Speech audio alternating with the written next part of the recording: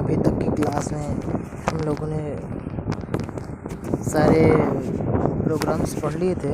अब इसके कुछ क्वेश्चंस हैं, उन क्वेश्चंस को हल करने के लिए आज फिर से मैंने ये वीडियो बनाया है। क्वेश्चंस में जैसे क्या है कि जो CD रैम का पूरा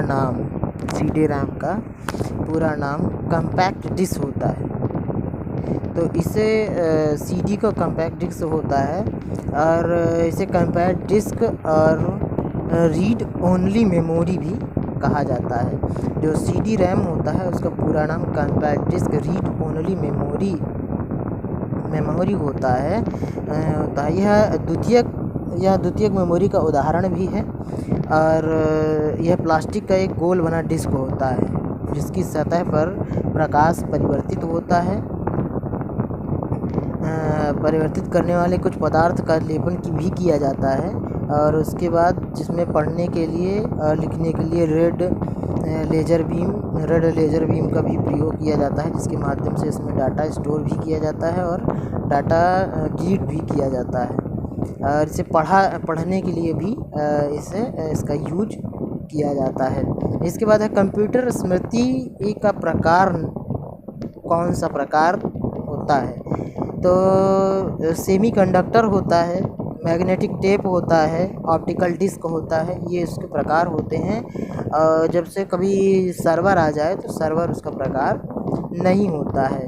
अगला क्वेश्चन है कि ऐसे एप्लीकेशन के लिए मैग्नेटिक टेप प्रैक्टिकल नहीं है जिनमें डाटा शीघ्र रिकॉल किया जाना हो, क्योंकि जो टेप होती है वह सीक्वेंशियल एक्सेस मीडियम होती है, जिसके माध्यम से उसमें एप्लीकेशन के लिए जो मैग्नेटिक टेप का प्रयोग नहीं होता है, डाटा जिसमें रिसाइकल हो सकता है, बार बार मतलब पढ़ा भी जा सकता है, बार बार भी पढ़ा जा सकता है। इसका जो ये द्वितीयक मेमोरी के क्रमानुसार होता है,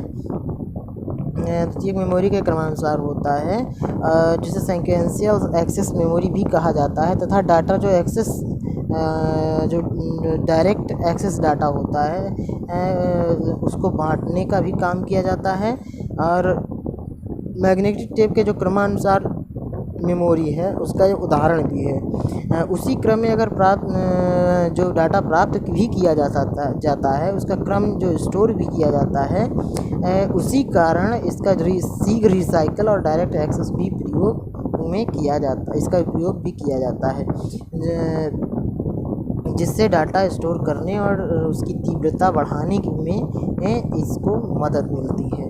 अगला क्वेश्चन है, जब PC पर किसी डॉक्यूमेंट पर कार्य करते हैं, जब PC यानी ये पर्सनल कंप्यूटर के डॉक्यूमेंट पर जब काम किया जाता है तो जो डॉक्यूमेंट अस्थाई होता है उसे किस रूप में स्टोर किया जाता है।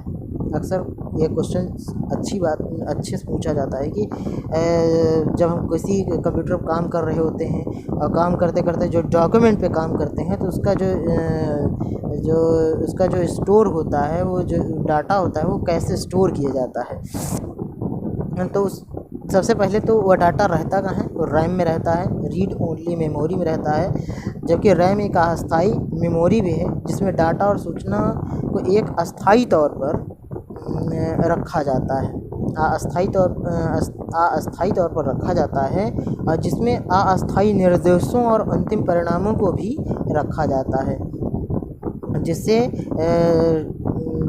जब तक सेव न किया जाए तब तक ऐसी स्थिति होती है कि वह रैम में रहता है। जैसे ही कंप्यूटर अचानक बंद हो जाता है या कंप्यूटर बिना डॉक्यूमेंट सेव किए बंद कर देते हैं तो डॉक्यूमेंट हमारा सेव नहीं होता है। अगला है, कंप्यूटर रैम का तात्पर्य क्या है, रैम क्या है, तो रैम एक रैंडम एक्सेस मेमोरी है जिसका संक्षिप्त रूप रैंडम एक्सेस मेमोरी कहा जाता है, मेमोरी का एक संक्षिप्त रूप है। यह एक इलेक्ट्रॉनिक अस्थाई मेमोरी है जिसमें सूचना को कहीं भी पढ़कर भेजा जा सकता है, लिखकर भेजा जा सकता है। अगली बात आएगी कि कंप्यूटर हार्डवेयर जो हो उनके आंकड़ों से बहुत अधिक मात्रा का भंडारण कर सकता है तो इसे क्या कहते हैं। जैसे कंप्यूटर हार्डवेयर जो आंकड़ों के बहुत अधिक मात्रा का भंडारण कर सकता है तो ये क्या कहलाता है। तो ये कहलाता है चुंबकीय टेप और डिस्क, जिसमें अधिक मात्रा में डाटा स्टोर भी किया जाता है और डाटा को भेजा भी जा सकता है। अगले क्वेश्चन अगले वीडियो में रहेगा। Thank you.